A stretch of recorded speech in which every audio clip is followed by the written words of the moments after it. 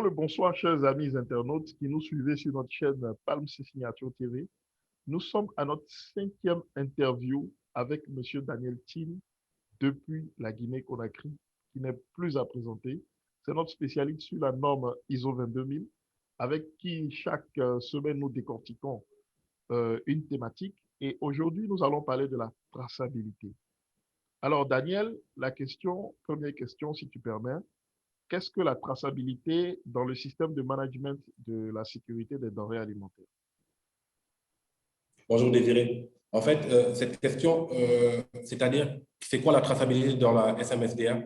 La traçabilité dans, dans le système de management de la sécurité des denrées alimentaires, c'est une phrase qui est très simple, qui résume le tout. C'est-à-dire qu'il suffit de faire la possibilité de retracer tous les événements qui sont passés pour la production d'un produit, c'est-à-dire de la production au niveau des matières premières jusqu'à la distribution. Effectivement. Alors, merci pour l'introduction. Comment s'assurer de la fiabilité du système de traçabilité? Ça, c'est une question clé.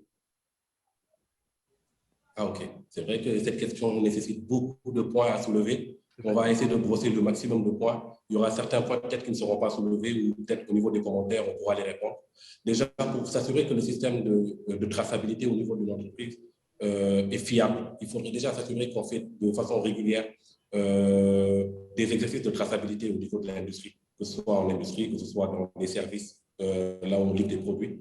Il faudrait s'assurer que cet exercice se fasse au moins une fois par année. Tout dépendra de la fréquence déterminée par l'organisation, mais le minimum est que ce soit fait, que cet exercice soit fait une fois par année. Et cet exercice comprend déjà à savoir commence par se faire au niveau de la validation des fournisseurs des matières premières qui vont dans la composition des produits finis. Il faudrait avoir un tableau récapitulatif où tous les fournisseurs validés se retrouvent. Et qui parle de validation fournisseur parle de faire des audits au niveau des sites de ces fournisseurs de matières premières et avoir un dossier de validation, c'est-à-dire les fiches techniques, les certificats d'analyse lors de la réception. Il faudrait composer un dossier de lot pour un produit fini qui retrace tous les événements. C'est-à-dire aujourd'hui, dans un premier temps, on a parlé des dossiers de validation des fournisseurs, les dossiers aussi pour la libération des matières premières, c'est-à-dire à la réception des COA que nous avons reçus pour voir est-ce que c'est conforme par rapport aux spécifications de l'organisation. Et aussi, les dossiers de libération vont beaucoup plus loin pour faire des analyses de libération en interne, c'est-à-dire faire des échantillons, les envoyer pour des laboratoires et faire des analyses dessus pour voir est-ce que réellement ce que le fournisseur nous a donné, il est conforme ou pas. Et ensuite, il faudrait avoir aussi des enregistrements qui montrent les intrants qui vont dans la composition de ce produit-là, c'est-à-dire les dossiers, les numéros de l'eau, les lots fournisseurs, quelle matière a été utilisée pour tel lot de fournisseurs, les contrôles en ligne qui ont été faits durant la production et les analyses libératoires, les contrôles environnementaux.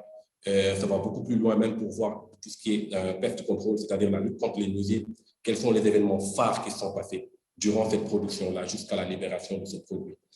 Et ça va plus loin par rapport à la chaîne de distribution, avoir des étapes où c'est retranscrit, où le produit est distribué, où se trouve exactement le produit, dans quel entrepôt le produit se trouve, et le produit est destiné à telle personne et telle industrie ou bien tel supermarché.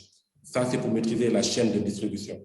Et tous ces événements-là doivent se retrouver dans un dossier d'un produit fini.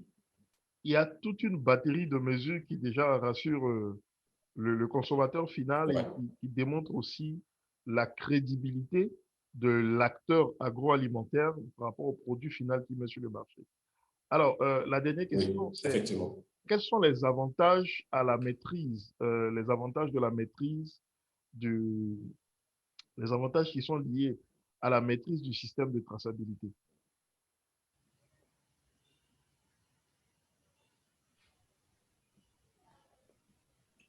Je vous entends très mal. Vous pouvez répéter, s'il vous plaît? Je disais, quels sont les avantages qui sont liés à la maîtrise du système de traçabilité? Ah oui, ok. Les avantages qui sont liés pour une industrie, les avantages qui sont liés à une bonne maîtrise d'un système de traçabilité. Déjà, c'est pour savoir aujourd'hui, en cas d'anomalie, bien en cas de crise, si le produit se trouve au niveau des entrepôts, on pourra faire On pourra, pour l'investigation, et trouver l'anomalie qui se trouve sur tel produit, qui se trouve en dehors de notre entrepôt, dans notre entrepôt, pouvoir faire une très bonne investigation, voir les paramètres, voir les anomalies qui sont passées durant la production, avant la libération de ce lot, connaître exactement où se trouve le produit à la date T, est-ce que le produit a été distribué, est-ce que le produit se trouve chez les consommateurs, et c'est un système qui parvient à l'entreprise de voir sa performance par rapport et savoir, et ça va beaucoup plus loin même pour dire qu'aujourd'hui, au niveau de la chaîne de distribution, tout est maîtrisé au niveau de l'entreprise. Donc, les rappels des produits qui auront éventuellement je ne sais pas comment dire ça, des produits qui auront des défectueux, le rappel de ces produits-là, c'est Rappel ou retrait. le rappel Rappel ou retrait. ou retrait, Oui. pardon, autant pour Parce que, sera plus aisé. ouais. Oui, effectivement, c'est beaucoup plus facile de faire les exercices de rappel ou de retrait, parce que le rappel et le retrait sont quand même différents. Ça pourrait faire peut-être plus tard l'objet de notre thème qu'on va développer, mais c'est quand même différent, le rappel et le retrait. Mais un bon système de traçabilité parvient à aider l'entreprise pour pouvoir faire tout ce qui est retrait ou rappel au niveau de ses entrepôts quand il y a des anomalies sur un produit qui est déjà mis sur le marché. Nous avons l'exemple de beaucoup d'entreprises aujourd'hui qui avaient eu certains problèmes d'anomalies en externe, dont je tairai le nom parce que, par confidentialité.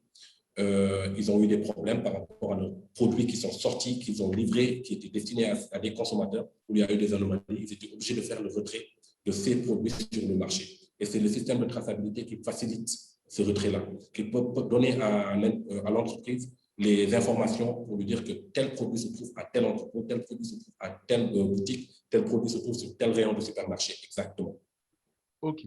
Merci Daniel de nous avoir reçus pour cette cinquième interview. Merci pour ta sollicitude. Merci à tous nos abonnés qui nous suivent. N'hésitez pas à liker cette vidéo, laissez poser vos questions en commentaire et de vous abonner à notre chaîne. À bientôt.